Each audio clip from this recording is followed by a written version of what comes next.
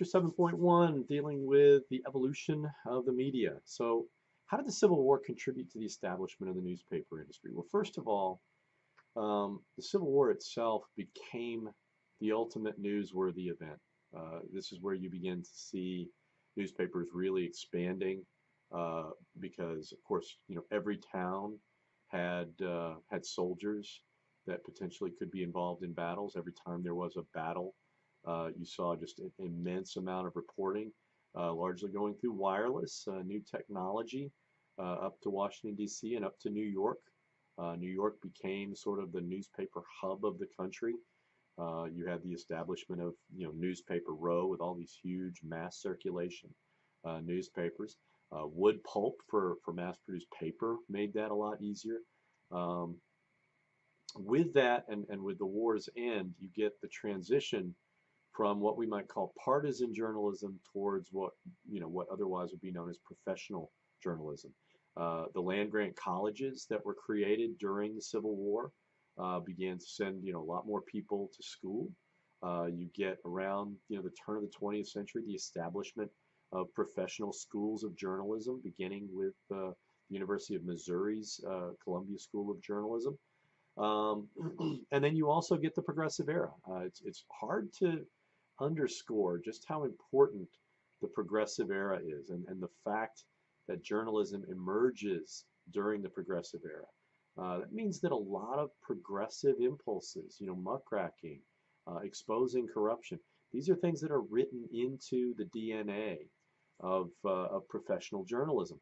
And with that, you also get the establishment of what we call norms of objective reporting, norms of objectivity, the presumption that journalists can and should, avoid becoming part of the story and should relate the story in as fair a manner as possible. Along with all this comes, the U.S. expanded role in world affairs. The Spanish-American War pretty much announced our presence as a potential global hegemon. And then, of course, the United States played a decisive role in winning World War I. All that had the effect of stimulating much greater interest in what was happening in the Capitol at any particular point in time. The relationship between the president and the media evolved with these changes. Reporters were routinely invited onto the grounds, first during the McKinley administration. But Theodore Roosevelt was actually the first person to actually create permanent space within the White House for reporters, which led to the development of the White House Press Corps. And of course, a much closer relationship between the presidency and between the White House, and between journalism generally.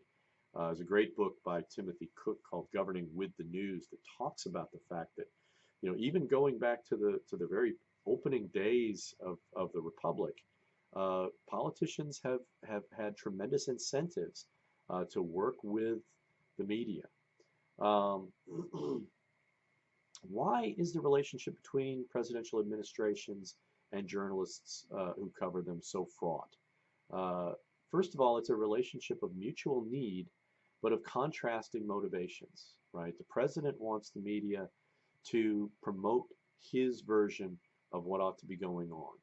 Journalists do not want to be seen as taking sides, right? So that creates a lot of mutual suspicion. Presidents suspect journalists of burnishing their reputations by running hostile gotcha stories because conflict sells. Journalists themselves suspect presidents of attempting to manipulate them into running puff pieces that undermine their reputation for objectivity, i.e., they're becoming a flack for the administration. So all these things kind of contribute to, the environment that we have today. All right.